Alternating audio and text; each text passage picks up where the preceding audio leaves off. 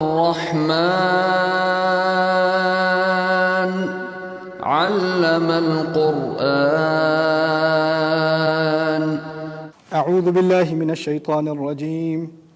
إن كانت إلا صيحة واحدة فإذا هم جميع لدينا محضرون. فاليوم لا تظلم نفس شيئا ولا تجزون إلا ما كنتم تعملون. إن أصحاب الجنة اليوم في شغل فاكهون. هم وأزواجهم في ظلال على الأرائك متكئون. لهم فيها فاكهة ولهم ما يدعون. سلام قولا من رب رحيم. وامتازوا اليوم أيها المجرمون. ألم أعهد إليكم يا بني آدم ألا تعبدوا الشيطان إنه لكم عدو مبين. وأن اعبدوني هذا صراط مستقيم. ولقد أضل منكم جبلا كثيرا أفلم تكونوا تعقلون.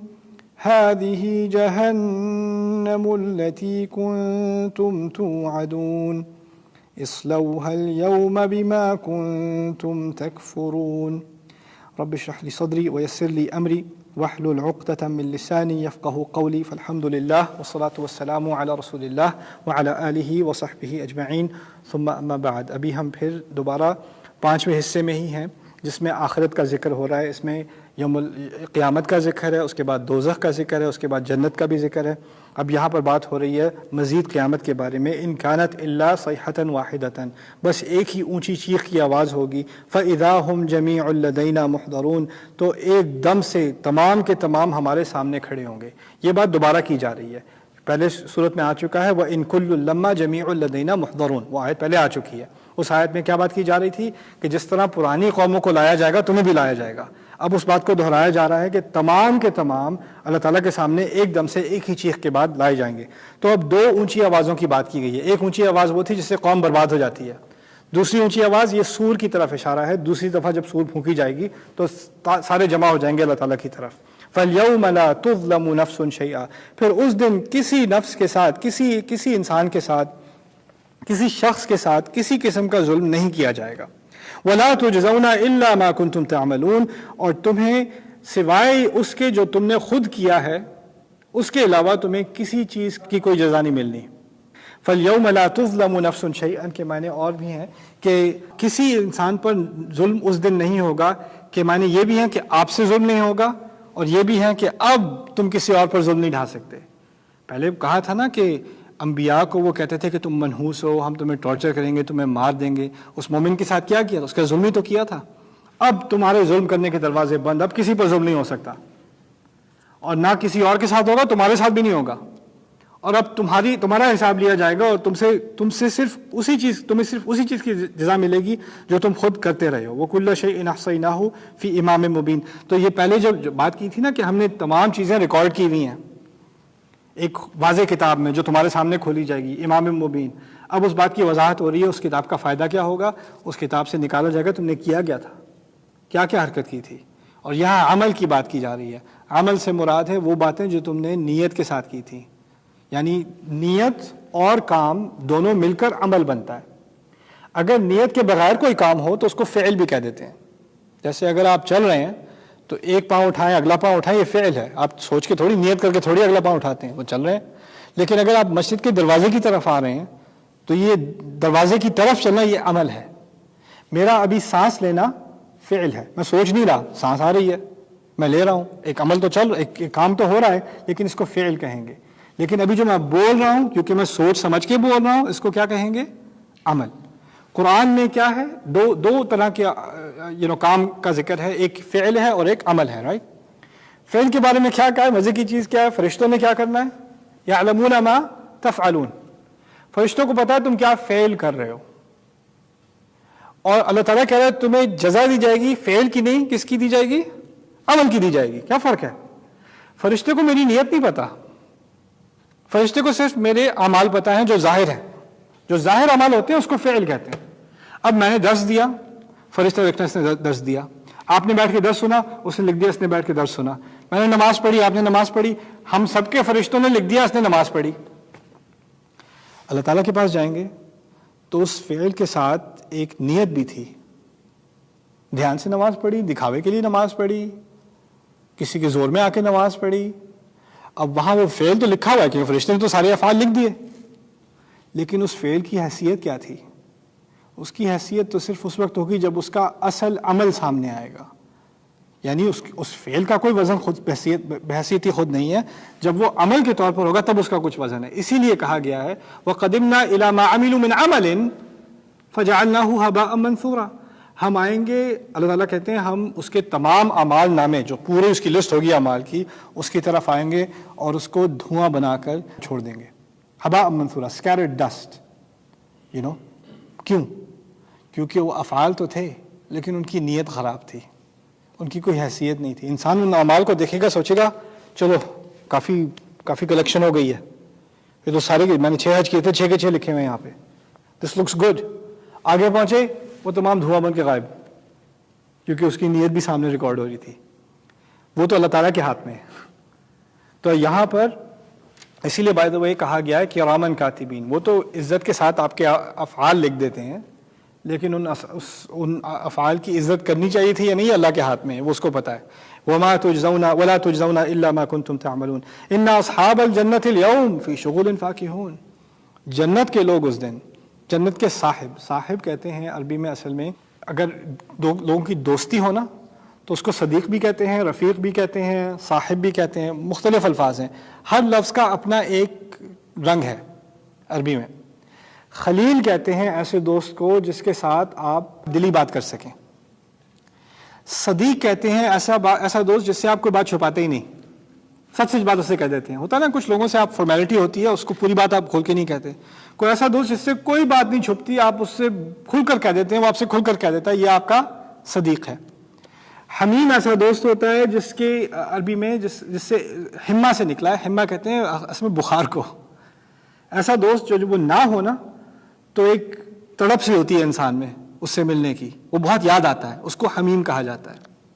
رفیق رفق سے نکلا ہے. رفق کے معنی ہوتے ہیں نرمی، جیسے تکیہ جو ہے وہ مرفق ہے. ایسا دوست جس کی کمپنی میں آپ کو ایک کمفرٹ سی محسوس ہو، آپ کو ایک آرام آئے اس کی بات سن کر اس کی کمپنی میں، اس کو رفیق کہا جاتا ہے. پھر یہاں پر لفظ کیا آیا ہے؟ صاحب. وَإِنَّ أَصْحَابَ الْجَنَّةِ. صاحب ایسے شخص کو کہتے ہیں جس کی آپ کے ساتھ ہر طرح سے بنتی ہے، اس کی پرسنالٹی آپ کے ساتھ کنیکٹ ہوتی ہے، اس کے مذاق آپ کو پسند ہے، آپ کے مذاق اس کو پسند ہے، آپ ایک طرح کی آپ کی پرسنالٹی ہے، آپ ایک دوسرے کے ساتھ سنکرنائز ہیں، اس کو صاحب کہتے ہیں. ہمیں جب اصحاب الجنہ کہا ہے نا تو اس میں بہت خوبصورت انداز یہ ہے کہ ہم جنت کے لیے اچھے فٹ ہیں، جنت ہمارے لیے اچھا فٹ ہے. ایک دوسرے سے ان کی مماثلت ہے، ان دونوں کی ان کا آپس میں تناسب ہے. اسی لیے اصحاب الجنہ اور اصحاب النار، جو لوگ جنت کے لیے موضوع ہیں، جو جنت کے لیے مناسب ہیں، وہ اصحاب الجنہ ہیں. دوسری طرف ہے اصحاب النار. صاحب also اس کو مزید اس کے معنی میں یہ ہے جو آپ کے ساتھ بہت لمبا عرصہ گزارے، وہ آپ کا صاحب بن جاتا ہے. اور یہ کہنے سے یہاں کس بات کی طرف اشارہ ہے کہ آپ نے جنت میں بہت عرصہ گزارنا ہے. اصحاب الجنتی، یہی لفظ نبی کے لیے استعمال ہوا ہے علیہ الصلوۃ والسلام اپنی قوم کی نسبت سے. وما صاحبکم بمجنون، آپ کے صاحب پاگل نہیں ہیں. کیوں کہا گیا ہے وہاں پر؟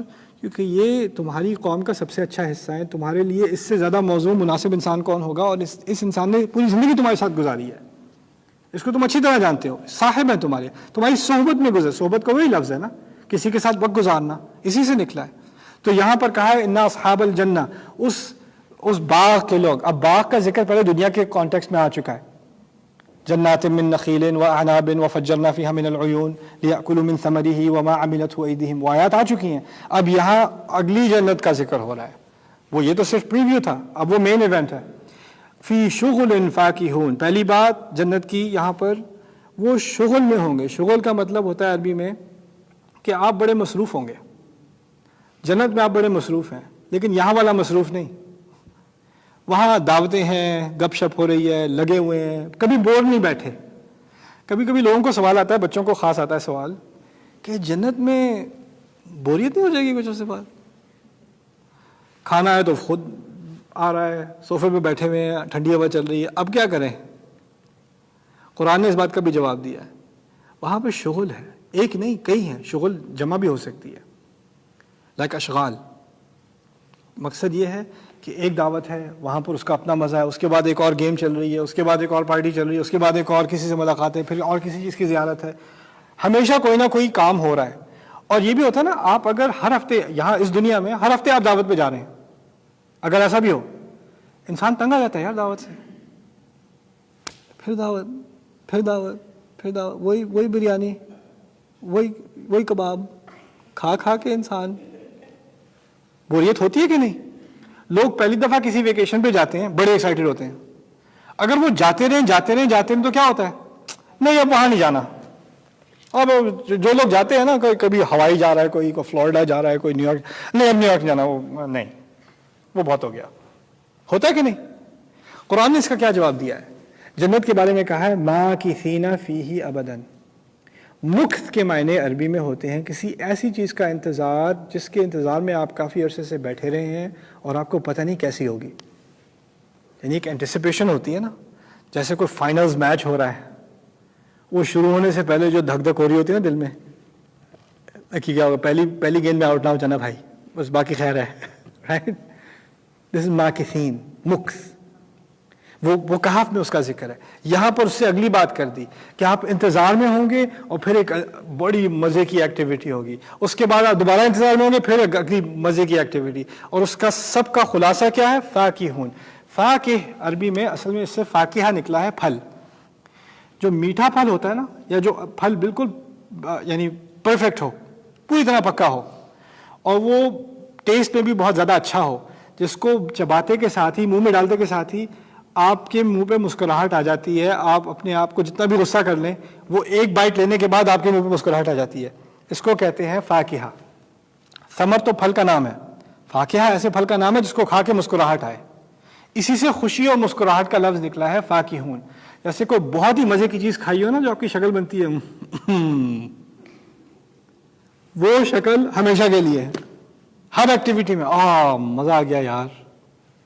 فی شغل فإن اصحاب الجنة اليوم فی شغل فاکہون ہم وازواجہم فی ظلال. وہ اور ان کی بیویاں فی ظلال علی الارائک متکئون، وہ اور ان کی بیویاں چھاؤں میں صوفوں پر ٹیک لگائے بیٹھے ہوں گے. ہم وازواجہم فی ظلال علی الارائک متکئون. بارک اللہ لی ولکم فی القرآن الحکیم ونفعنی وإیاکم بالآیات والذکر الحکیم. الرحمن علم القرآن. الرحمن علم القرآن. الحمد للہ والصلاة والسلام علی رسول اللہ وعلی آلہ وصحبہ اجمعین. ثم اما بعد فاعوذ باللہ من الشیطان الرجیم. ہم وازواجہم فی ظلال علی الارائک متکئون لہم فیہا فاکہۃ ولہم ما یدعون سلام قولا من رب الرحیم. رب اشرح لی صدری ویسر لی امری واحلل عقدۃ من لسانی یفقہوا قولی. آمین یا رب العالمین. ثم اما بعد. قرآن میں جنت کے بارے میں کئی نعمتوں کا ذکر ہے، اور ان میں سے ایک نعمت جس کا سوال ہے کہ مردوں کے بارے میں تو کہا ہے کہ ان کو بڑی خوبصورت بیویاں ملیں گی، تو وہ عورتوں کا کیا بنے گا؟ اس میں کچھ باتیں بنیادی سمجھنے کی ضرورت ہے. پہلی بات، الا یعلم من خلق. کیا اللہ کو نہیں معلوم اس نے کسے بنایا ہے؟ اللہ کو اچھی طرح معلوم ہے اس نے مرد میں کیا ڈالا ہے. اللہ کو اچھی طرح مجھ سے زیادہ معلوم ہے، آپ سے زیادہ معلوم ہے اس نے عورت میں کیا ڈالا ہے. اچھی طرح بتایا اسے، پہلی بات. دوسری بات، جنت کے بارے میں بنیادی اصول قرآن کا اپنا ہے، وَلَكُمْ فِيهَا مَا تَشْتَهِي أَنفُسُكُمْ وَلَكُمْ فِيهَا مَا تَدَّعُونَ. یہ بات یاد رکھنا، جنت کے اندر تمہیں جو تمہارا دل چاہے تمہیں ملے گا، اور جس چیز کا آرڈر دو گے، تدعون کہتے ہیں کسی چیز کی طلب کرنا، جو چیز طلب کرو گے، جو دل میں آئے مانگو گے، دے دیا جائے گا. ایک تو ہے جو پہلے سے تمہارے اندر ایک چاہت تھی، خواہش تھی، دنیا میں بیٹھے ہوئے تمہارے دل میں کوئی خواہشات تھیں، جو ہوگی پوری ہوگی. کوئی چیز حرام نہیں ہے. اس کے علاوہ جب جنت پہنچو گے تو شاید تمہاری امیجنیشن اور بڑی ہو جائے کہ اب تو کچھ اور چیزیں بھی آرڈر کر سکتے ہیں, پھر جو چاہے آرڈر کر لینا. یعنی انسان کی ٹیسٹ بدل جاتے ہیں نا. جنت میں جا کے ٹیسٹ بدل بھی جائے گا, جو مانگنا ہے مانگ لو, کوئی بات نہیں. وَلَكُمْ فِيهَا مَا تَدَّعُونَ, یہ کھلی انویٹیشن ہے اللہ کی طرف سے. اس میں یہ خاص مردوں کے لیے نہیں ہے, یہ خاص عورتوں کے لیے نہیں ہے, تمام اہل جنت کے لیے, اصحاب الجنہ کے لیے. یہ دوسری بات. تیسری بات میں آپ سے بتاؤں, میں نے اس بات کو تقریباً 12 سال ہو گئے ہیں اب. میں نے ٹین ایج لڑکے لڑکیوں کا ایک ایکسپیریمنٹ کیا تھا سنڈے اسکول میں. تقریباً 100 لڑکے اور 100 لڑکیاں, اور ان کو ہر ایک کو میں نے خالی کاغذ دیا, پین دیا, اور ان سے کہا اگر حلال حرام کی تمیز نہ ہو, تمہیں جو چاہیے مل جائے, بس لکھ دو کہ تمہیں نمبر 1 چیز کیا ہے کہ کیا چاہیے. تمہارے پاس 15 سیکنڈ ہے, ایک ہی لفظ لکھنا ہے, کوئی جملہ لکھنے کی ضرورت نہیں ہے, ایک ہی لفظ لکھنا ہے, اور یہ لکھ کے کاغذ فولڈ کر دو. کسی کو نہ پتا, اپنا نام نہ لکھنا, کچھ نہ لکھنا, بس فولڈ کر کے آگے بھیج دو.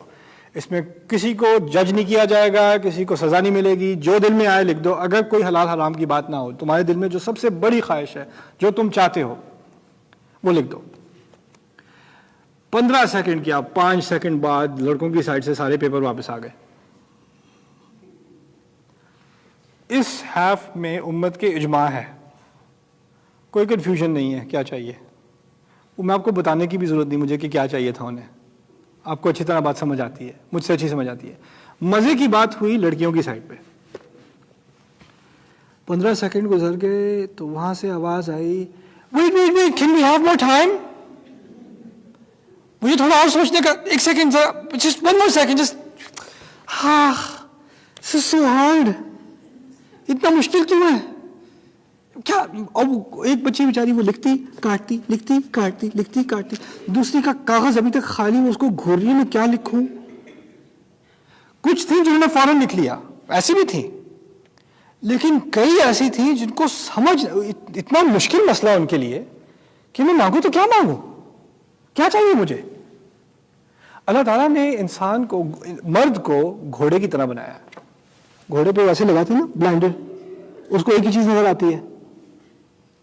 اسی لیے قرآن نے جب مرد کی خواہشات کی لسٹ بنا دی نا, اللہ تعالیٰ نے مرد کی لسٹ بنا دی. زُيِّنَ لِلنَّاسِ حُبُّ الشَّهَوَاتِ مِنَ النِّسَاءِ وَالْبَنِينَ وَالْقَنَاطِيرِ الْمُقَنطَرَةِ مِنَ الذَّهَبِ وَالْفِضَّةِ وَالْخَيْلِ الْمُسَوَّمَةِ وَالْأَنْعَامِ وَالْحَرْثِ. گلی مک گئی, ختم بات.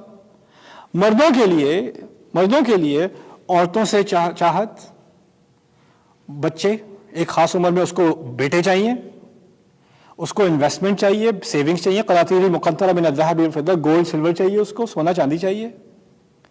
خیل المسومہ, اس کو بڑے عالی شان گھوڑے کی ضرورت ہے. اب گھوڑے نہ ہو, ہارس نہ ہو تو ہارس پاور تو ہو, فراری ہو, BMW ہو, مرسیڈیز ہو, ٹھیک طرح کی گاڑی ہو یار. الخیل المسومہ.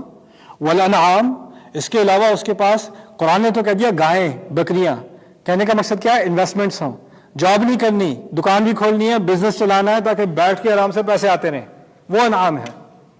والحرث, اور ہر سال وہ گائے کہاں کام کرتی ہے, کھیت میں کام کرتی ہے, کھیتی اگتی ہے, کھیتی کے پیسے بنتے ہیں, ہر سال بونس آتا رہے, یہی اس کی خواہش ہے, اسی پہ وہ محنت کرتا ہے. مزے کی بات یہ ہے کہ قرآن میں عورتوں کے لیے کوئی لسٹ نہیں بنائی, عورتوں کو نمبر 1 یہ چاہیے, نمبر 2 یہ, نمبر 3 نہیں ہے. اور میرے نزدیک جہاں تک مجھے سمجھ میں آیا, مجھے بہت کم سمجھ ہے اس بارے میں کیونکہ میں اس مخلوق میں سے نہیں ہوں, لیکن میری بھی 3 بہنیں ہیں, 4 بیٹیاں ہیں, اندازہ ہو جاتا ہے انسان کو کچھ نہ کچھ. بچیوں میں بہت ڈیورسٹی ہے, بچی کے ناطے بھی. کچھ بچیوں میں سپورٹس کی طرف, کچھ بچیوں میں زیور کی طرف, میک اپ کی طرف, کچھ بچیوں میں کہانیوں کی طرف. بچے شروع سے بہت زیادہ ڈیورسٹی ہے بچوں میں. لڑکے تھوڑی بہت ڈفرینسز ہیں لیکن کم ہیں. جب بچیاں ایک خاص عمر پہ پہنچتے ہیں, کچھ عورتیں ایسی ہیں جن کی سب سے بڑی خواہش ہے ماں بننا. کچھ اور ہیں جن کو مردوں سے دلچسپی ہے, ٹھیک ہے وہ بھی ہیں. کچھ اور ہیں جن کو کسی چیز سے بس کام سے دلچسپی ہے. I don't want to get married, میں نے نہیں شادی کرنی, مجھے نہیں ضرورت اس چیز کی, بالکل نہیں چاہیے مجھے. عورتوں کے ہاں ایک موٹیویشن نہیں ہے.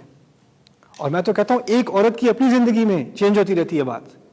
شاید شادی سے پہلے اس کی سب سے بڑی خواہش تھی کہ میں اس سے شادی کر لوں. شادی کے بعد بچہ ہوا, وہ مرد جو ہے وہ انویزیبل ہو گیا, بچہ من نظر ہی نہیں آتا, اسے بچہ ہی نظر آتا ہے.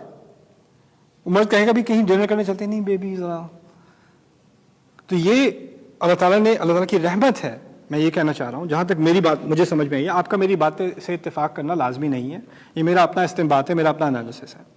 جہاں تک مجھے سمجھ میں آئی ہے, مردوں کی خواہشات عام طور پر ایک ہی لسٹ ہے, اس میں کوئی خاص ویریشن نہیں ہے.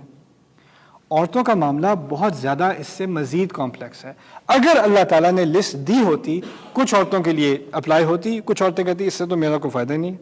اللہ تعالیٰ نے ذکر ہی نہیں کیا کہ عورتوں کو کیا ملنا ہے خاص جنت میں. لیکن اس کا بھی ایک پھر عورتوں کو, ہماری بہنوں کو, ماؤں کو احساس ہوتا ہے کہ شاید قرآن نے ہم سے کچھ زیادتی کی, ہمارے بارے میں کچھ کہا ہی نہیں. میں آپ کو ایک بات بتاتا ہوں, ایک مثال دیتا ہوں قرآن سے. قرآن میں کئی دفعہ اعمال کی جزا کا ذکر ہے کہ آپ کوئی اچھی نیکی کریں گے تو اس کی کیا جزا ہوگی. کچھ اعمال ایسے ہیں آپ کو محل ملیں گے, غرفاً تجری من تحتها الانہار, کبھی نہریں ملیں گی, کبھی باغ ملیں گے, اس طرح کی باتیں کی جاتی ہیں نا. ایک خاص مقام پر اللہ تعالیٰ نے معاف کرنے کا عوض دیا ہے, یعنی معاف کرنے کا کیا آپ کو ثواب ملے گا جنت میں, اس کا کیا معاوضہ ہے. اس کے بارے میں کہا ہے فمن عفا و اصلح, جس نے معاف کر دیا محبت کے ساتھ اور بعد میں صلح بھی کر لی. صلح ایک تو ہے نا معاف کرنا پھر دور رہنا, ایک ہے معاف کرنا اور صلح بھی کر لینا. اگر کسی نے معاف کیا اور صلح بھی کر لی تو اس کو کیا ملے گا جنت میں. فرمایا ہے فاجرہ علی اللہ, اس کا اجر تو اللہ کے ذمہ ہے. یہ نہیں کہا اس کا اجر باغ ہوں گے, اس کا اجر محل ہوگا, اس کا اجر نہریں ہوں گی, اس کا اجر پھل ہوں گے, یا اللہ تعالیٰ کی صحبت ہوگی. کیا کچھ کہہ سکتے تھے اللہ تعالیٰ, یہ اللہ تعالیٰ کا کلام ہے, اس سے بہتر کلام آپ کو نہیں ملے گا. اس تمام آپشنز میں سے اللہ تعالیٰ نے کیا چنا, فاجرہ علی اللہ, اس کا اجر تو میرے ذمہ سمجھو, اس کا تو میں خاص خیال رکھوں گا. یعنی اتنا عظیم اجر اس کا کہ قرآن کے الفاظ بھی اس پر نہیں اتر سکتے. بس یہی کہا جا سکتا ہے کہ اللہ ہی دے گا. اللہ خود کہہ رہا ہے بس تم انتظار کرو, دیکھنے میں تمہارے ساتھ کرتا کیا ہوں, تمہارے تو مزے ہو گئے, تمہارے لیے سرپرائز ہے. میں کیا کہنا چاہ رہا ہوں, جب عورت کو اس کی جزا کا خاص ذکر نہیں کیا, فاجرها علی اللہ, اس کا اجر تو اللہ کے ہاں ہے. اللہ نے اس کو ایک مسٹری بنایا ہے. جس کو اللہ تعالیٰ سے لا ہے, جس کو اللہ تعالیٰ سے محبت ہے, اس کو تو اس بارے میں اور خوش ہونا چاہیے کہ کیا دے گا خدا, کیا دے گا. And if I know one thing, girls love surprises. فَأَجْرُهُ عَلَى اللَّهِ. پھر یہاں پر اس آیت میں آپ کو بار بار آئے گا کہ مردوں کو خوبصورت بیویاں ملیں گی, ان کی ازواج ہوں گی, مقصورات فی الخیام, کہ وہ خیمے میں اپنے آپ کو رکھیں گی اپنے شوہر کے انتظار میں. اور پھر قاصرات الطرف, اپنی نظریں نیچی کیا کریں گی. وہ نظریں نیچے کرنے کا پتہ کیا بات کی جا رہی ہے. جب آدمی کی شادی ہوتی ہے نا, اور پہلی دفعہ اپنی بیوی کو دیکھتا ہے, گھونگھٹ اٹھا کے دیکھتا ہے, بیوی آنکھوں میں آنکھیں ڈالتی ہے کہ نہیں ڈالتی, اس کی نظریں نیچے ہوتی ہیں, شرما رہی ہوتی ہیں جی. وہ لمحہ 10 سال گزر جائے نا شادی کے, 15 سال گزر جائیں, وہ واپس نہیں آتا, وہ گیا. لیکن اندازہ کریں جنت کی شادی اور دنیا کی شادی میں زمین آسمان کا فرق ہے, لٹرلی زمین آسمان کا فرق ہے. جنت کی شادی ایسی ہے کہ ہر بار جب ملے گا تو ویسی ہی ملاقات ہوگی جیسی پہلی دفعہ تھی, ہر بار. وہ کبھی باسی ہوتی ہی نہیں, وہ رشتہ کبھی پرانا ہوتا ہی نہیں. یہ جنت کی ایک خاص خصوصیت ہے, قاصرات الطرف. تو اسی لیے اس کا ذکر قرآن میں ہے کہ مردوں کی ایک بہت خاص خواہش ہوتی ہے, ایک خاص خوشی ہوتی ہے ان کی, اور اس کا ذکر کر دیا اللہ تعالیٰ نے, کھلا کر دیا, کیونکہ اللہ تعالیٰ نے ہمیں خود ہی بتا دیا کہ مردوں کی ذہنیت ہی ایسی ہے, ان کو بنایا ہی اس طرح ہے, ان کی خلقت ہی ایسی ہے. تو اس لیے وہ بات کی گئی ہے. اس میں جس طرح مرد کو عورت کے ساتھ ریلیٹ کرنا بہت مشکل ہے, عورت کو مرد کے ساتھ ریلیٹ کرنا بھی بہت مشکل ہے, بہت مشکل ہے. اس میں صرف ایمان کی بات کی جا سکتی ہے. وہ کیا ہے, اللہ تعالیٰ کسی کو مایوس نہیں کرے گا, اللہ تعالیٰ نے کسی کو کم نہیں دینا. یہ بات ہمارے دل میں اندر تک ٹھک جانی چاہیے کہ اللہ تعالیٰ نے کبھی کسی کو جب کہا ہے نا، خاص کر اجر کے بارے میں، دیکھیں کسی اور معاملے میں کچھ فرق و تفاوت ہے، عورت کے لیے کچھ خاص احکام ہیں، مرد کے لیے کچھ خاص احکام ہیں، لیکن جب اجر کی بات آتی ہے نا، لا اضيع اجر عامل منكم من ذكر او انثى، تم میں سے کسی عمل کرنے والے کا میں کبھی کوئی عمل ضائع ہونے ہی نہیں دوں گا، عورت ہو یا مرد ہو۔ یہ خاص کہہ کر اس بات کی طرف ضمانت دے دی کہ عورتوں مردوں کبھی اس بات کی فکر نہ کرنا کہ تمہیں کو کم ملے گا، جب تمہیں کو مایوسی ہوگی کہ اچھا بس یہی ہے اور کچھ نہیں ہے۔ نہ ایسا نہیں ہونے والا۔ اللہ تعالیٰ ہم سب کو عظیم جزا دے گا۔ یہاں پر ازواج کی بات کی جا رہی ہے، وہ اور ان کی بیویاں، وہ ان کے اسپاؤس، ان کے ساتھی چھاؤں میں بیٹھے ہوں گے، تکیوں پر علی الارائک ٹیک لگائے ہوئے، صوفوں میں بیٹھے ہوں گے ٹیک لگائے ہوئے۔ بارک اللہ لی ولکم فی القرآن الحکیم ونفعنی وإیاکم بالآیات والذکر الحکیم۔ الرحمن علم القرآن، الرحمن علم القرآن۔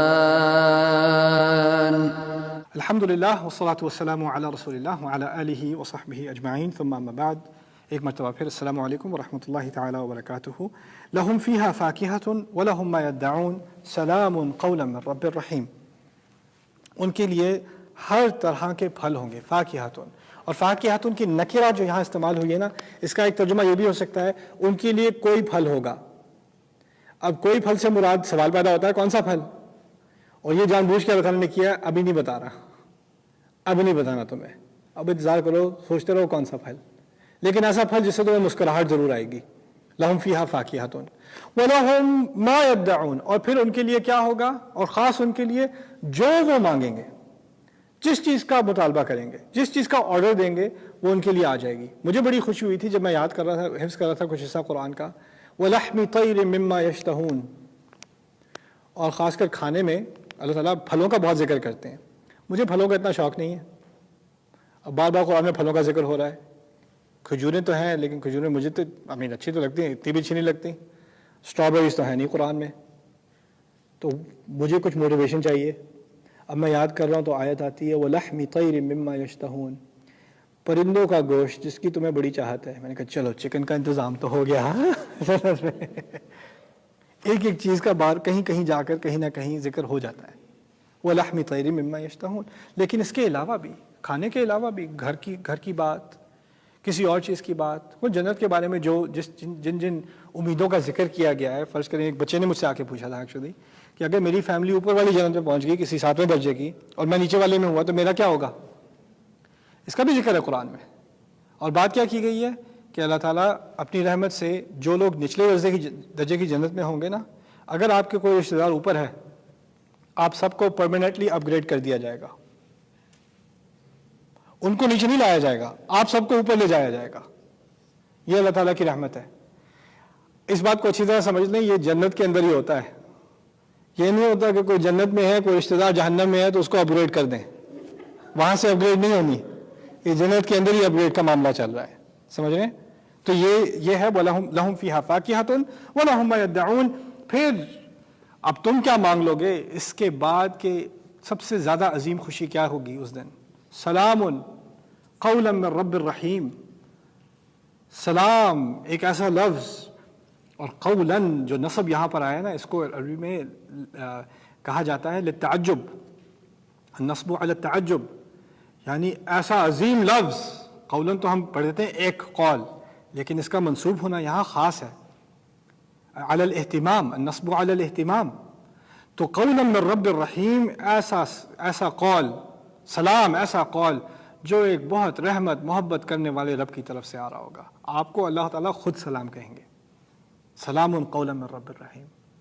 یہ ملاقات جو ہماری اللہ تعالیٰ سے ہونی ہے نا، یہ دو طرح کی ہیں۔ ایک لوگ ہیں جو اللہ تعالیٰ سے ملنا چاہتے ہیں، ان سے التجا کرنا چاہتے ہیں یوم القیامت میں اور قیامت کے دن، لیکن ان کو موقع نہیں دیا جاتا۔ لا ينظر الیہم یوم القیامت ولا یزکیہم، نہ ان کی طرف خدا دیکھے گا نہ ان کو پاک کرے گا۔ کچھ لوگوں کی طرف اللہ دیکھنے سے بھی انکار کر دیتے ہیں۔ دوسری طرف وجوہ یومئذ ناظرہ الی ربہا ناظرہ، کچھ شکلیں ایسی ہوں گی جو روشنی سے بھری ہوں گی کیونکہ وہ رب کی طرف دیکھ رہی ہوں گی، رب کو تاک رہی ہوں گی، غور سے گھور رہی ہوں گی اللہ تعالیٰ کی طرف۔ اللہ تعالیٰ کچھ اہل ایمان کو اپنے دیکھنے کا موقع ملے گا، اسی لیے ہماری شکلیں نور سے بھری ہوں گی، اللہ تعالیٰ کے نور سے۔ وجوہ یومئذ ناظرہ الی ربہا ناظرہ۔ پھر دوسری طرف جو بات کی گئی ہے اس ملاقات کے بارے میں، سلام قولا من رب الرحیم، وہ یہ ہے کہ ہمیں جب اللہ تعالیٰ سے ملاقات یہ ہوگی، جب ہم اللہ تعالیٰ سے اس کمپنی میں بیٹھے ہوں گے، وہاں پر کہا ہے الی ربک المنتہی وان الی ربک المنتہی وانہ هو اضحک وابکا،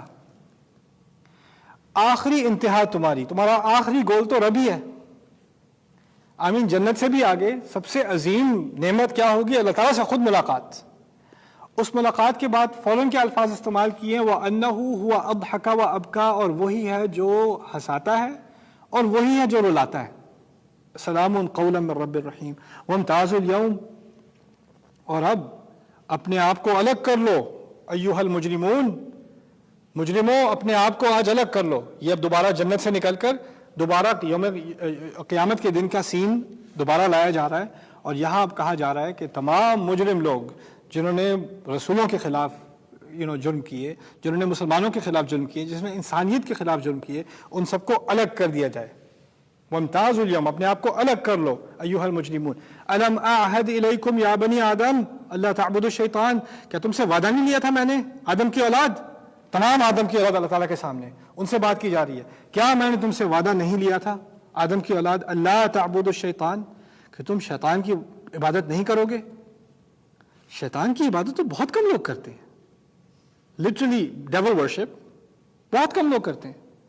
لوگ پیسے کی عبادت کرتے ہیں، لوگ جھوٹے خداؤں کی عبادت کرتے ہیں، لوگ کبھی کبھار انبیاء کی عبادت کرتے ہیں، وہ بات سمجھ میں آتی ہے۔ قرآن نے پوری بنی آدم کو کھڑا کر کے سوال یہ پوچھا، تم نے شیطان کی عبادت کیوں کی؟ تم سے وعدہ نہیں لیا تھا کہ تم شیطان کی عبادت نہیں کرو گے؟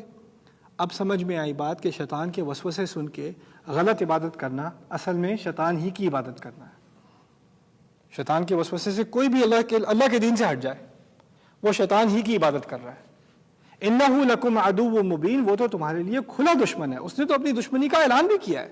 یہ بھی نہیں کہ آ کے کہیں کہ میں تمہارا دوست ہوں، اس نے تو پہلے کھلم کھلا سب فرشتوں کے سامنے اللہ کے سامنے کہہ دیا تھا، میں سامنے سے حملہ کروں گا، پیچھے سے حملہ کروں گا، سیدھے راستے سے آؤں گا، دائیں اور بائیں دونوں طرف سے آؤں گا، ہر طرف سے حملہ کروں گا، اور میں اس بات کو ثابت کروں گا وَلَا تَجِدُ أَكْثَرَهُمْ شَاكِرِينَ، ان کی اکثریت شکر کرنے والی نہیں ہوگی، میں دکھا کے رہوں گا۔ اس نے تو اپنی عداوت کا، اپنی دشمنی کا کھلا اعلان کیا تھا۔ اللہ تعالیٰ یہی کہہ رہے ہیں، کیا اس نے کھلا اعلان نہیں کیا تھا؟ لا تختصموا لدی وقد قدمت الیکم بالوعید، اب یہ الفاظ میرے سامنے نہیں بدلے جا سکیں گے، تمہارے الفاظ سے کچھ نہیں بدلے گا اب۔ وما انا بظلام للعبید، اور میں تھوڑی ہوں جو اپنے بندوں کے ساتھ ظلم کرتا ہوں۔ یوم نقول لجہنم هل امتلأت وتقول هل من مزید، اس دن جب ہم جہنم سے کہیں گے بھر گئی تو، اور جہنم جواب دے گی اور کچھ ہے؟ جہنم یہ جواب دے گی، یہ وہی جہنم ہے جس میں اور جگہ پر اتنے ٹھسے ہوئے ہیں لوگ کہ جگہ نہیں بن رہی، پچھلی نسل کے لوگ بھرے ہوئے ہیں، ایسے گھسے ہوئے ہیں کہ جگہ نہیں بن رہی، اوپر سے ایک اگلی نسل، گمراہ نسل اندر ٹھوسی جا رہی ہے، نیچے سے کہتے ہیں لا مرحبا بہم، ان کے لیے کوئی جگہ نہیں ہے۔ رحب کہتے ہیں عربی میں جگہ کو، وسعت کو، عربی میں جب کو آپ کو ویلکم کہتا ہے نا مرحبا مرحبا، رحب سے آتا ہے، رحب کہتے ہیں جگہ کو، کہنے کا مقصد یہ ہے ہمارے گھر میں آپ کے لیے بہت جگہ ہے، آئیے آئیے، اس لیے کہتے ہیں مرحبا۔ اس دن کہیں گے ان کے لیے کوئی جگہ نہیں ہے، ان کو کیا گزارے ہیں یہاں پر، لا مرحبا بہم، اور اوپر سے وہ کہیں گے ہم تم پر لعنت بھیجتے ہیں، تم ہم پہ لعنت بھیجو، ہم تم پہ لعنت بھیجتے ہیں۔ یہ سین ہے جہنم کا، یہ سب شیطان کا کرنا۔ انہ لکم عدو مبین وان اعبدونی ھذا صراط مستقیم، بس میری عبادت کرو، یہی سیدھا راستہ ہے۔ یہاں پر ایک باریک چیز جو آپ کے شاید ذہن میں نہ آئی ہو پہلے، قرآن میں اللہ تعالیٰ اپنے لیے ہم کا لفظ بھی استعمال کرتے ہیں اور میں کا لفظ بھی استعمال کرتے ہیں، آپ کو اس بات کا اندازہ ہوگا۔ انا نحن نزلنا الذکر وانا لہ لحافظون، انا اعطیناک الکوثر، ہم نے کوثر عطا کی ہے آپ کو، ہم کا لفظ استعمال ہوتا ہے، ہم جمع ہوتی ہے، کبھی کبھار انا کا لفظ استعمال ہوتا ہے، میں۔ ان میں فرق کیا ہے؟ ابھی لمبی بحث کے بجائے صرف انا کے بارے میں بات کر دوں، جب آپ انا کا لفظ دیکھیں گے قرآن میں، میں کا لفظ اللہ تعالیٰ کے لیے، اس میں صرف دو باتیں ظاہر ہوتی ہیں، یا اللہ تعالیٰ کی شدید محبت یا اللہ تعالیٰ کا شدید غصہ. ان دو کے علاوہ انا نہیں آتا. دیکھیں آپ کے اگر پہاڑ جتنے گناہ ہوں اور ان پہاڑ جتنے گناہ کو اللہ بدل کے پہاڑ جتنی اچھائیاں بنا دے، یہ عام رحمت ہے یا خاص رحمت ہے؟ یہ خاص ہے نا. ایک تو ہے کہ اس پہاڑ کو مٹا دیا، وہ اور بات ہے. پہاڑ کو، برائی کے پہاڑ کو اچھائی کا پہاڑ بنا دیا، اسے توبہ کہتے ہیں. فَأُولَئِكَ يُبَدِّلُ اللَّهُ سَيِّئَاتِهِمْ حَسَنَاتٍ، جن لوگوں نے توبہ کی ان کی برائیاں میں اچھائیوں میں بدل دوں گا. یہ قرآن کا وعدہ ہے توبہ کرنے والے کے لیے. یہ عام نہیں ہے، اس لیے توبہ جب آتی ہے نا تو یہ نہیں کہتے ہم توبہ قبول کرتے ہیں، ہمیشہ کہتے ہیں میں توبہ قبول کرتا ہوں، میں قبول کرتا ہوں. میں کا لفظ بار بار بار بار آئے گا. غصے کی مثال میں آپ کو دیتا ہوں. عیسیٰ علیہ السلام عیسیٰ علیہ السلام بنی اسرائیل کے آخری نبی ہیں نا، اور آپ کو بنی اسرائیل کے بارے میں پتا ہوگا کلما ہلک نبی خلف نبی، ہر نسل میں نبی آتا رہا ہے. ان کتنے معجزے دیکھ چکے وہ لوگ، کتنے معجزے نہیں دیکھے. اب ان کے ماننے والے جو تھوڑے بہت تھے انہوں نے کہا آپ اپنے رب سے دعا کیجئے کہ ہمیں آسمان سے کچھ کھانا بھیج دیں. انہوں نے کہا خوف کرو خدا کا، تم اسی قوم میں سے ہو جس نے کیا کچھ نہیں مانگا. تمہارے لیے چشمے پھوٹے ہیں پتھر میں سے، تمہارے لیے بادل تمہارے پیچھے پیچھے آئے ہیں، اب تم یہ مانگ رہے ہو، کتنے معجزوں کے بعد تم اور معجزے مانگ رہے ہو، تمہیں خوف نہیں ہے خدا کا. انہوں نے کہا نہیں، یہ ہمارے دل کی تسلی کے لیے. پھر اللہ تعالیٰ نے کیا کہا ہے جواب میں؟ انی منزلھا الیکم، میں بھیج رہا ہوں، میں بھیج رہا ہوں. میں کا لفظ ہے نا، کیا مطلب ہے؟ یا تو غصہ یا رحمت. ابھی پتہ چل جائے گا کون سا ہے. اگر اس کے بعد تم میں سے کسی نے کفر کی مجال کی، فإنی، بے شک پھر میں، اعذبہ، میں ہی اسے عذاب دوں گا، لا اعذبہ، ایسا عذاب جو میں نے کبھی کسی کو نہیں دیا، فی العالمین، پوری قوموں میں، پوری تاریخ میں کبھی میں نے کبھی کسی کو اتنا عذاب نہیں دیا جتنا میں اس شخص کو دوں گا. میں یہاں کہا ہے میں نے وعدہ نہیں لیا تھا آدم کی اولاد شیطان کی عبادت مت کرنا، میں نے نہیں کہا تھا تم سے میری عبادت کرو، یہ سیدھا راستہ ہے. جب یہ یہاں میں کا لفظ استعمال ہو رہا ہے کس بات کی طرف اشارہ ہے؟ شدید غصہ اللہ تعالیٰ کا. اللہ تعالیٰ ہمیں اپنے غصے سے بچائے. بارک اللہ لی ولکم فی القرآن الحکیم ونفعنی وإیاکم بالآیات والذکر الحکیم. الرحمن علم القرآن